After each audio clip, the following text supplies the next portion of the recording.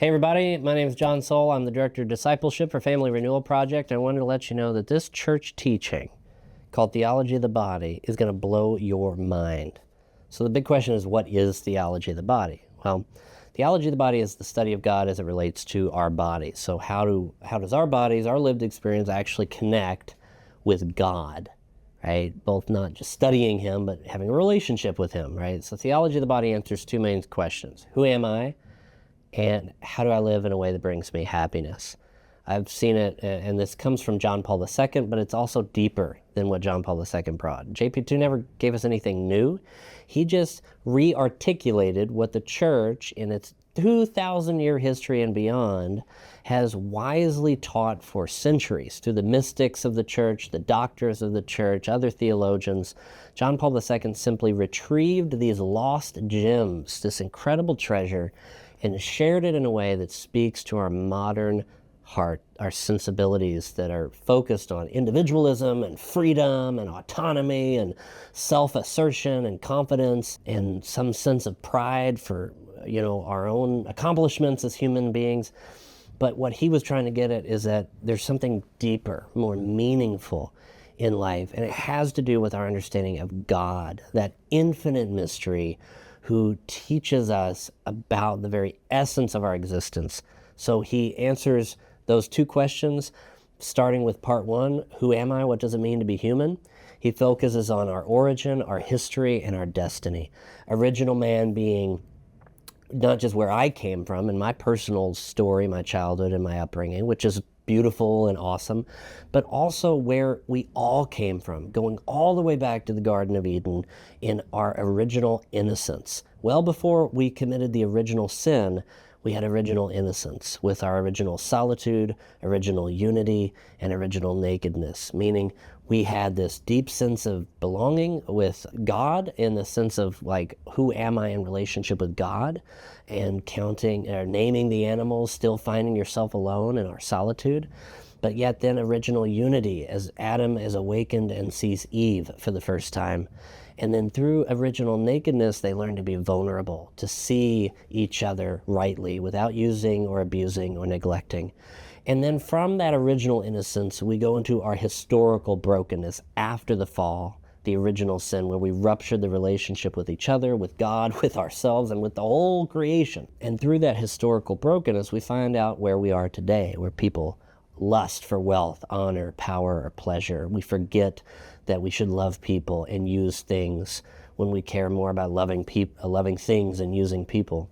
And that brokenness needs to be dealt with and addressed. And so John Paul II goes into our glorified man, this deep sense of our destiny, where we're called to reunite body and soul through redemption, through the healing process of entering into the issues that we've dealt with, addressing them, allowing Christ to guide us deeper into who we are as a man or as a woman, so that we can arrive at this place of peace, of confidence, of integrating the cherished and healthy childhood memories into our adulthood to move forward with confidence, while also accepting the traumas, the challenges, the wounds that we've sustained in that process of growing up, so that we can answer that second question of theology of the body, which is, what is my purpose? How can I live in a way that brings me true happiness? So this answers questions about my vocation, my calling, my passion. And he does this through three movements. First, focusing on Ephesians chapter 5, where it's all about St. Paul calling men to sacrifice themselves for their brides, for their wives. Husbands, love your wives as Christ loved the church and gave himself up for her. Wives, love your husbands and really allow your husbands to love you. And this is a unique understanding, because husbands are called to make a sacrifice of themselves. Wives are called to embrace that and demand that kind of sacrificial love from men.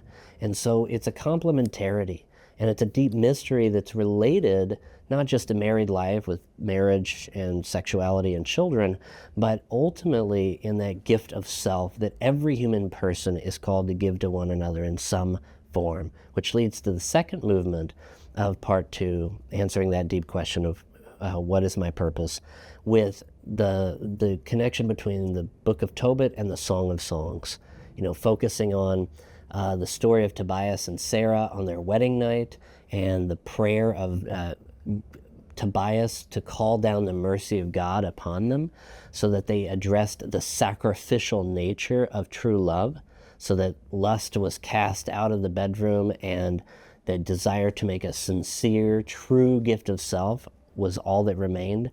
But also the passion, the romance, the erotic love poetry of the Song of Songs is also something John Paul II focuses on to help us understand Eros, meaning the upward impulse of the human spirit toward all that is good, true, and beautiful, so that what is even erotic can become untwisted from this pornographic culture and reclaimed so that it also becomes good, true, and beautiful.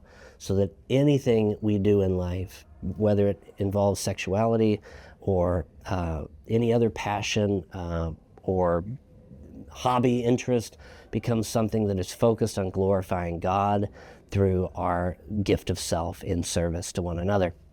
So that we can see that the church's teachings on marriage, on family, on sexuality, on vocation, on social interactions with each other in general are not a list of rules or regulations or rituals that don't have meaning.